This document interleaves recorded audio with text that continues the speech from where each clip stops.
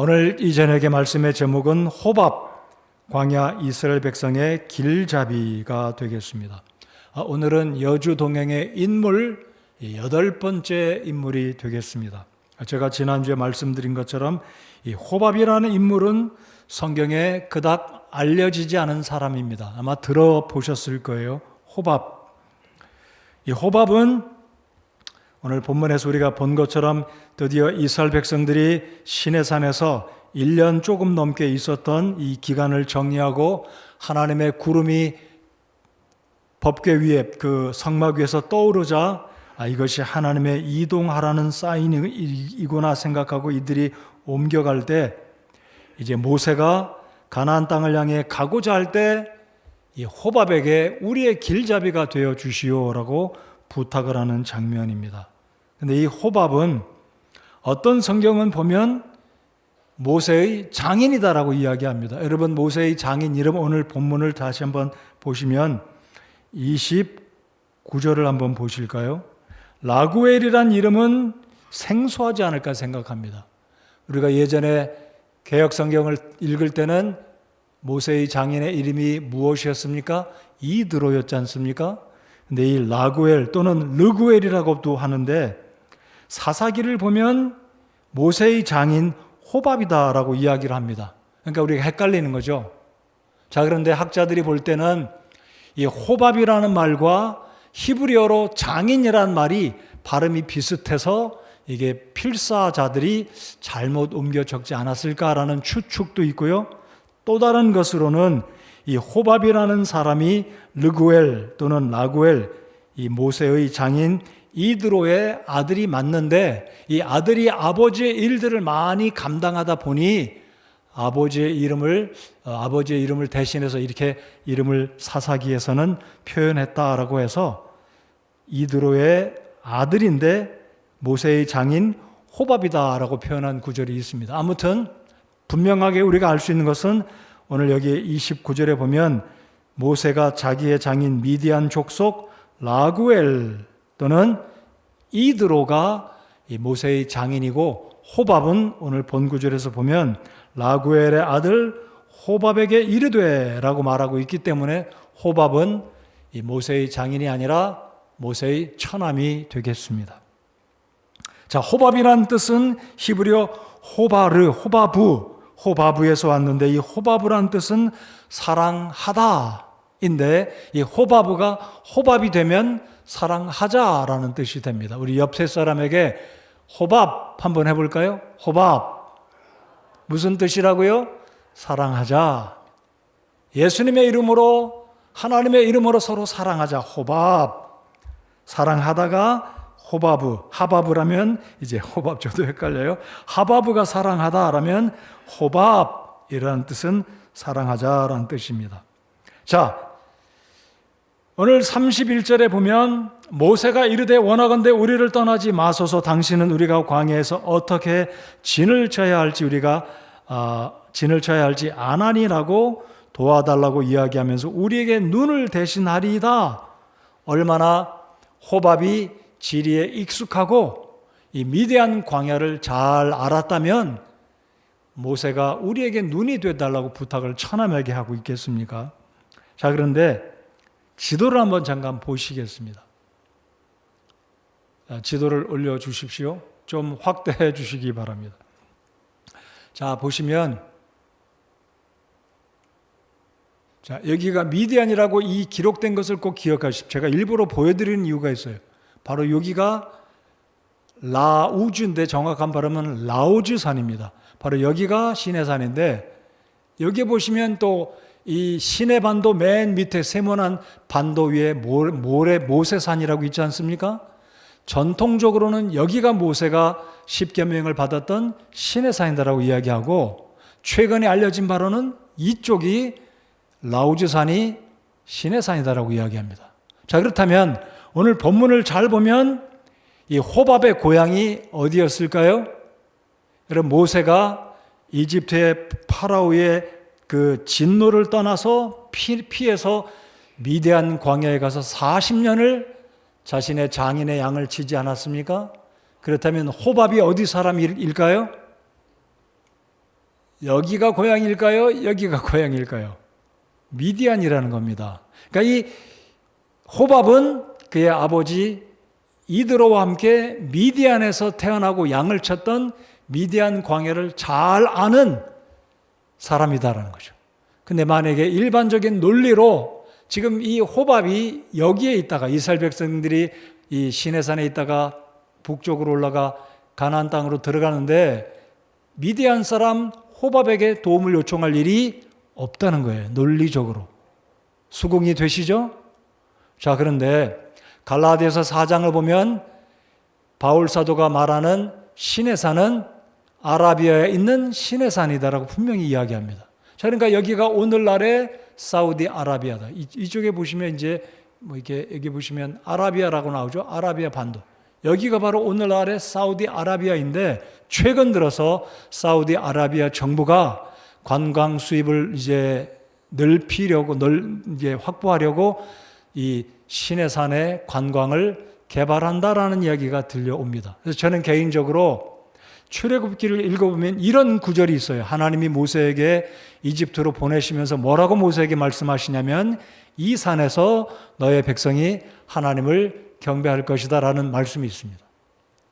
그리고 논리적으로 보면 지금 여기 이 미디안 광야에 있는 라우즈 산에서 이스라엘 백성들이 1년가량을 머물다가 드디어 하나님의 구름이 번쩍이 아니라 이렇게 공중으로 부웅 뜨니까 이것이 하나님이 우리를 가나안 땅으로 이사하라는 표현이구나 하고서 이들이 이제 장막을 걷고 짐을 챙겨서 드디어 이동을 하게 되는데 바로 이 모세가 호밥에게 부탁을 하는 장면이다라는 겁니다. 그래서 출애굽기 19장을 잠깐 열어보겠습니다. 출애굽기 19장입니다. 참조로 출애굽기 19장을 보시면 이스라엘 백성들이 이집트를 떠나 시내 광야에 이르렀을 때가 3개월 되었을 때다라는 구절이 있어요. 자, 19장 1절을 다 같이 읽어 보시겠습니다.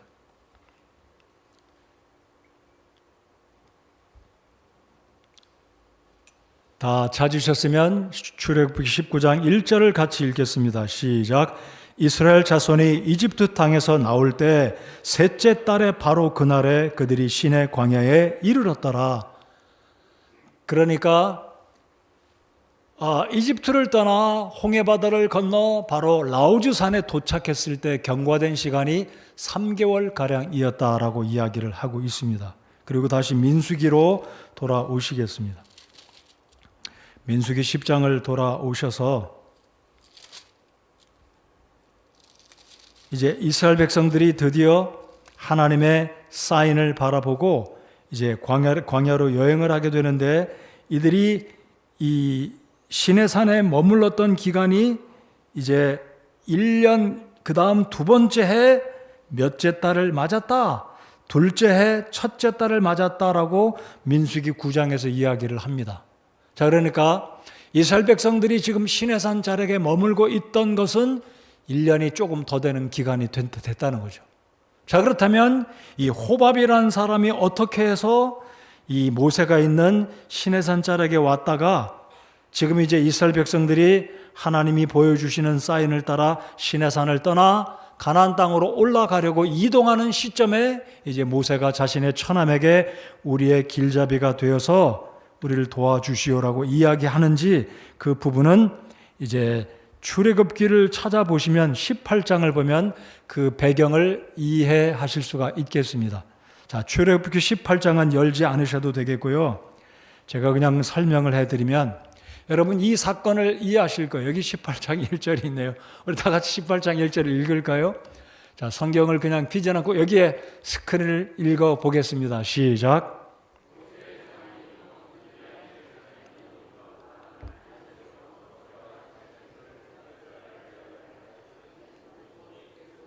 이스라엘을 이집트에서 데리고 나오신 일에 관하여 들으니라. 자, 지금 상황은 이 미디안 사람 모세의 장인 이드로가 모세의 부인 십보라와 모세의 두 아들을 데리고 시내산에 방문한 거예요. 자, 그러니까 모세가 40년 동안 미디안 광야에서 양을 치다가 떨기나무에서 하나님의 모습을 발견하고 하나님의 음성을 듣고 하나님의 명령을 받고 지팡이 하나 들고 이집트로 가잖아요. 그래서 백성들을 구출하고 시내산에 왔는데 이 1년가량을 머무는 기간 동안에 이 미디안의 이드로가 모세의 두 아들과 십보라를 데리고 올 때 바로 호밥을 데리고 왔을 가능성이 있다라는 거예요. 자, 이 18장에서는 쭉 읽어보면 이 모세의 두 아들 그리고 이드로가 방문했다가 얼마 안 있다가 이드로가 돌아갑니다. 자기 집으로 가잖아요. 그런데 호밥이 왔다는 언급은 없지만 자, 18장 3절에 보면 게르솜과 엘리에셀, 여러분 지난주에 제가 여러분과 함께 배운 사람이 엘리에셀이지 않습니까? 근데 이드로가 돌아가는데 호밥은 아버지와 조카들과 자기 누이 십보라를 데리고 시내산에 자기의 처남인 모세를 만나러 왔을 겁니다. 그리고 약 1년가량을 호밥이 시내산 자락에서 모세와 이스라엘 백성들과 함께 거하고 있었다는 거죠. 근데 드디어 오늘 읽은 이 민수기 10장에 있는 전후의 본문을 보면 이제 하나님께서 이스라엘 백성들을 드디어 가나안 땅으로 보내시게 되는데 이 호밥이 말하기를 나는 이제 내 고향 내 아버지 집으로 가겠소 하는 거예요. 자, 민수기 10장을 다시 열어 보시겠습니다. 자, 29절에 그렇게 부탁을 하지 않습니까? 모세가 처남 당신은 이 미디안 광야에 너무나 지리가 밝고 장막을 어떻게 치고 어떻게 땔감을 고하고 독충과 동물들을 피해서 어떻게 광야에서 생존하는지 너무나 잘 아는 사람이니 우리 백성들을 도와주시오 부탁을 하는 거죠. 자, 그런데 30절을 보실까요? 30절 같이 읽겠습니다. 시작.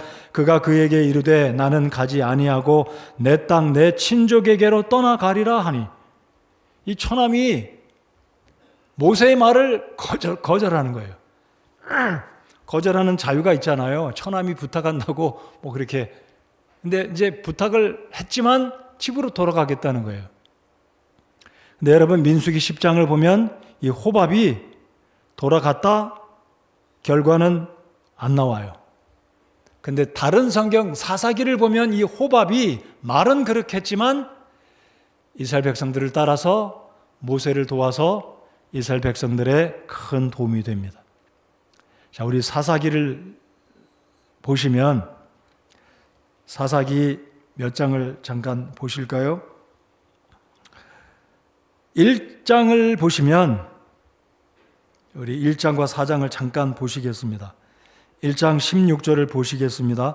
모세의 장인 겐 족속의 자손이 유다 자손과 함께 종려나무 도시에 올라가 아라스의 남쪽에 있는 유다 광야에 이르렀고 그들이 그 백성 가운데 거하니라 그랬습니다.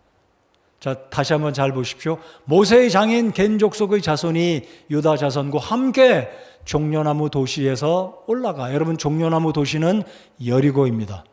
자, 그러니까 가나안 정복 시대를 뒤로 하고 끝마치고 이스라엘 백성들이 가나안 땅을 정착할 때 바로 호밥도 따라갔고 호밥은 겐 족속인데 겐 족속들도 가나안 땅에 입성했다라는 것을 사사기 1장 16절을 보아 알 수 있다는 거죠. 자, 그러니까 그 도시에 올라가 아라스의 남쪽에 있는 유다 광야에 이르렀다. 그리고 그들이 그 백성 가운데 거하니라 그랬습니다. 자, 그러니까 호밥이 모세와 함께 가나안 땅에 들어갔다라는 것을 알 수 있다는 거죠. 우리 4장 11절을 한번 보시면 4장에 보시면 우리 또 같이 한번 읽겠습니다. 시작. 이제 모세의 장인 호밥의 자손 중에서 겐 족속 헤벨이 자신을 분리하여 겐 족속을 떠나 게데스 옆의 사나임 땅 광야에 이르러 장막을 쳤더라. 여기 잘 보시면 겐 족속이다라는 언급이 나오죠. 호밥의 자손 중에서, 그러니까 호밥이 민수기 10장에서는 모세에게 이르기를 아니요 나는 가지 아니하고 내 땅 내 친족에게로 떠나가리이다. 그러니까 시내산에서 자기 아비가 있는 미디안 족속이 있는 겐 족속이 있는 자기 아비 집으로 고향으로 가겠다 말은 했지만 사실은 모세의 청을 수락하고 이스라엘 백성과 함께 가나안 땅까지 들어갔다는 겁니다. 한 가지 제가 참조로 알려드리고 싶은 것은 사사시대를 맞이했습니다. 드보라가 사사로 통치하던 때 전쟁이 일어나게 되는데 어떤 전쟁이 있냐면 야빈 왕이 이스라엘을 무찌르려고 전쟁을 일으키게 되는데 야빈 왕의 군대 장관 시스라가 있었습니다. 이 시스라가 이스라엘 백성과 전쟁을 일으키려고 할 때 하나님께서 시스라의 군대를 다 멸하심으로 시스라의 군대 부하들이 다 멸절되는데 시스라 이 사람만큼은 병거에서 나와서 내려서 혼자 도망을 갑니다. 근데 누구의 집으로 도망가냐면 바로 겐 족속의 후손인 이 야엘이라는 헤벨의 아내 야엘의 집에 도망을 갑니다.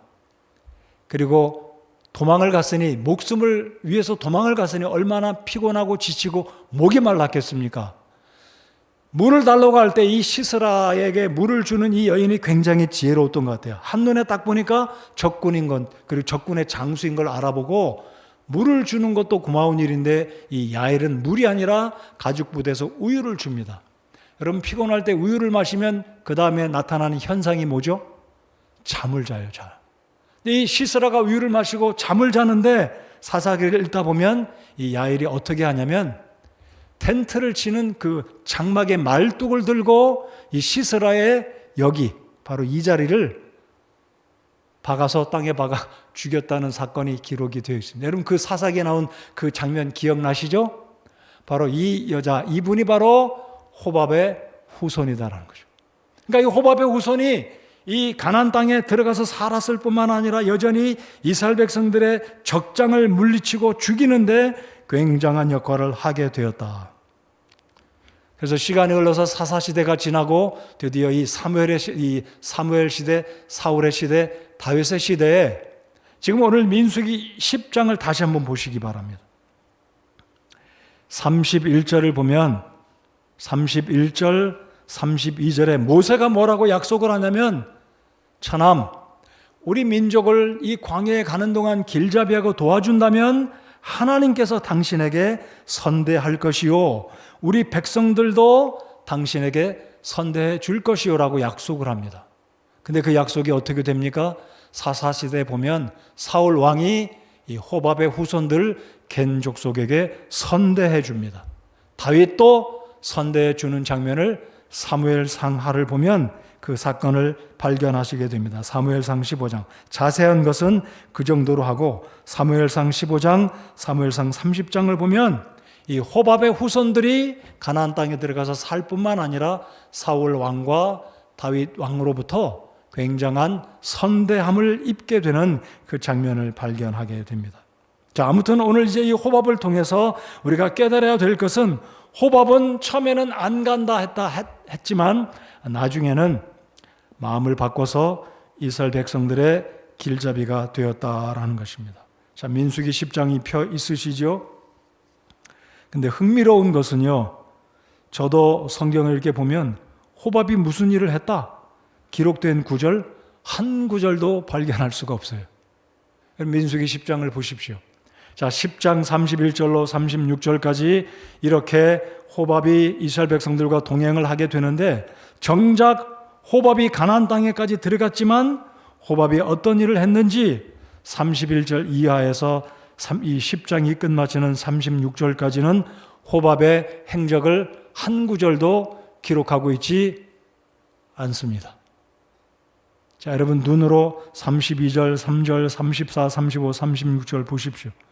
한 구절도 호밥이 이스라엘 백성을 위해서 한 일을 기록해 두고 있지 않습니다. 오히려 자, 이제 33절을 다 같이 한번 읽어보시겠습니다. 33절 시작.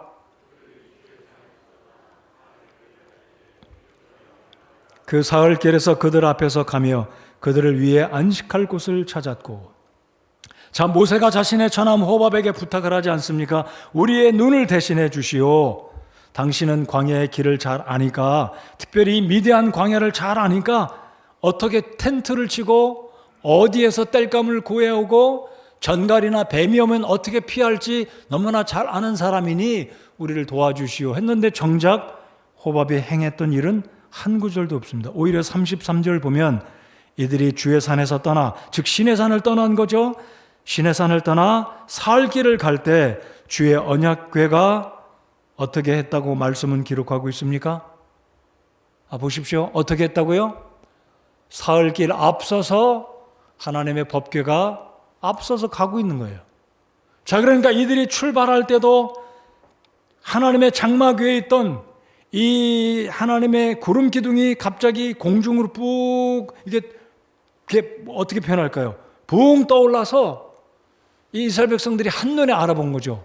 장막 위에 있던 구름이 하늘로 붕 떠오르니까 하나님이 우리 보고 이동하라는구나 깨닫고 성막을 걷고 각자의 텐트를 걷고 짐을 챙겨서 드디어 가나안 땅으로 가는데 호밥이 앞장서서 인도했다라는 게 아니라 하나님의 법궤가 이들 앞서서 인도하였다. 그리고 33절 하반절을 보십시오. 그들을 위해 무엇을 찾았다고요? 안식할 곳을 찾았다라는 겁니다. 자, 그러니까 우리가 기억해야 될 것은 우리의 삶 가운데서 우리를 진정으로 인도하고 우리가 의지해야 할 분은 사람의 도움도 필요하지만 정작 우리가 진정으로 의지해야 될 분은 하나님의 말씀, 하나님이시다라는 것을 본문이 보여주고 있습니다. 여러분 여쭤보겠습니다. 민수기를 누가 기록했을까요? 민수기의 저자가 누구인가요? 모세오경, 모세잖아요. 근데 본문에 보면 모세는 자기의 처남 호밥에게 도와달라고 부탁을 했는데 정작 자신의 처남이 행했던 일은 한 단어도 한 글자도 한 문장도 기록해 두고 있지 않아요. 제가 알고 있는 한 모세오경 어디를 읽어도 호밥이 이스라엘 백성을 위해서 어떤 일을 했다라고 기록해 두지 않았다는 거예요. 무슨 의미인지는 잘 모르겠지만 저는 나름대로 그렇게 생각을 해봅니다. 모세는 자신의 처남이 분명히 이스라엘 백성들을 분명히 도운 것이 적지 않았을 것이다 라고 모세는 알았지만 그러나 정작 이 모세오경의 저자 민수기의 저자는 모세는 하나님의 인도하심을 강조하고 하나님의 법궤가 이들을 인도하여 갔고 34절을 보십시오. 그들이 진영에서 나갈 때 낮에는 주의 구름이 그들 위에 있었더라. 여러분 광야를 여행하는데 얼마나 뜨겁겠습니까? 자, 조금 아까 보여주셨던 지도를 한번 제가 다시 한번 보여드리겠습니다. 그 전에 사진을 보여주시기 바랍니다. 자, 이게 붉은 선이 세로로 일직선으로 있는데요. 굉장히 흥미롭습니다. 바로 여기가 라우즈산이라면 라우즈산에서 정확하게 북쪽으로 올라가면 여기가 어딘가요? 예루살렘입니다. 저는 이게 우연이 아니라고 봅니다. 은혜 아래 율법이 있다. 예루살렘 아래에 신의 산이 있다는 것을 이게 하나님의 섭리 가운데 이렇게 되지 않아 저는 묵상을 해봅니다. 율법 아래 은혜가 있는 게 아니라 하나님의 은혜 아래 예루살렘 예수님의 죽으심이 있던 피 흘림이 있던 하나님의 성전이 있던 그 예루살렘의 아래에 라우즈산 신의 산이 있었다는 게 우연이 아니다라는 것. 자, 그 다음 사진 한번 또 보여주시기 바랍니다. 그 다음 사진 보시면 자, 이들이 여기에 보시면 비돔이라고 써있죠. 그 굵은 글자로 고센과 비돔을 떠나 이들이 쭉 해서 신의 반도를 가로질러 드디어 홍해를 건너서 신의 산에 도착합니다. 여기 보면 조그맣게 마운트 MT 시나이라고 써있죠. 자, 이들이 드디어 신의 산을 떠나 쭉 올라가서 이렇게 올라서 이쪽으로 제가 여기 보면 여기가 가데스 바네아덴 그 광야인데요. 아무튼 이렇게 해서 올라가게 되는데 신의 산에서 정확하게 북쪽에가 예루살렘에 있는데 바로 이 여정 가운데 호밥이 함께 했지만 정작 하나님이 진정으로 이스라엘 백성들을 인도하여 이끌어 가셨고 방금 읽은 34절에 보면 구름 기둥이 이들을 가리워서 뜨거운 사막에서 이들을 지켜주셨다라는 겁니다. 자, 그리고 36절 다 같이 한번 읽어보시겠습니다. 민수기 10장 36절입니다. 자, 36절 같이 읽겠습니다. 시작. 궤가 안식할 때에는 그가 이르되 오 주여 이스라엘의 수많은 자들에게로 돌아오소서 하였더라. 그리고 35절은 모세의 기도입니다. 그가 앞으로 나아갈 때는 모세가 이르되 주여 일어나사 주의 원수들을 흩으시고 주를 미워하는 자들이 주 앞에서 도망하게 하소서, 이렇게 기도를 하는 장면을 발견합니다. 근데 모세는 그러니까 호밥이 행했던 일들을 의도적인지 모르지만 아무튼 기록해 두지 않고 우리 하나님의 법궤가 어떤 일을 하셨고, 그리고 구름 기둥이 어떻게 이들을 인도하고 보호하였는지, 그리고 모세는 하나님을 향해 기도할 때 하나님께서 광야의 여정 가운데 원수들을 도망케 하셨고 보호하셨고 이들을 친히 인도하셔서 가나안 땅에 들어가도록 하나님이 친히 인도해 주셨다. 자, 그러므로 저는 이 과정을 통해서 호밥이라는 인물, 그가 행했던 일들이 분명히 있을 것이지만 민수기에는 기록되지 않은 이 모습들을 생각해 보면서 세 가지를 생각해 보고 싶습니다. 첫 번째는 우리 인생의 여정은 마치 광야를 여행하는 것과 동일합니다. 우리가 가는 인생의 여정, 광야를 여행하는 것과 같다라고 본다면 우리의 삶 가운데, 진정한 우리의 인생의 여정 가운데 우리의 인생에 앞서가도록 인도해야 되는, 우리를 인도해 가시는 분은 하나님이 돼야 한다. 하나님이 되시도록 우리의 앞서 하나님이 인도해 가시도록, 사람이 아니라, 돈이 아니라, 어떤 능력자가 아니라, 나 자신도 아니라 하나님이 우리의 앞서 가시도록. 자, 모세는 분명히 호밥이 전문가요, 미디안 광야에 길이 밝은 사람이기 때문에 눈을 대신해 달라, 우리의 눈이 되어달라고 부탁했지만 정작 모세가 기록한 이 말씀에는 하나님의 법궤가 앞에 나아가고 있던 것을 기록함으로 우리를 일깨워주는 교훈이 무엇입니까? 바로 우리의 하나님이 우리의 삶에 앞서 가시는, 하나님을 인정하는 삶이 되어야 된다는 것을 본문을 통해서 우리 하나님이 교훈해 주신다라고 저는 믿습니다. 두 번째는 우리의 인생에 하나님의 인도하심도 필요하지만 때때로는 사람의 도움도 필요하다는 것을 우리가 인식할 필요가 있다라는 거죠. 사람의 도움과 필요, 특별히 하나님의 사역에 있어서 하나님의 은사를 받은 이 재능이 있는 사람들이 적재적소에서 하나님의 일을 감당하는 그 일에 쓰임 받도록 모세가 호밥을 발탁해서 이스라엘 백성들이 나아가는 광야 길에 일꾼이 되어달라고 부탁한 것처럼 우리 교회에도 호밥과 같은 광야, 미디안 광야의 전문가가 우리 교회도 필요하다라는 측면으로 생각해 보아야 한다는 겁니다. 그래서 본문에서 호밥에 대해서 언급은 하고 있지만 모세가 호밥을 무시했다거나 이스라엘 백성들이 호밥을 무시한 것이 아니라 오늘 사사기 말씀을 보아서 알듯이 이 호밥이 이스라엘 백성들을 위해서 정말 수고를 했고 가나안 땅에 들어가서는 사울의 시대에, 다윗 왕 시대에 이스라엘 백성들이 겐 족속에게 선대해 주었다라는 것을 우리가 결코 잊지 말아야 되겠다라는 이 측면을 이렇게 생각해 보고 싶습니다.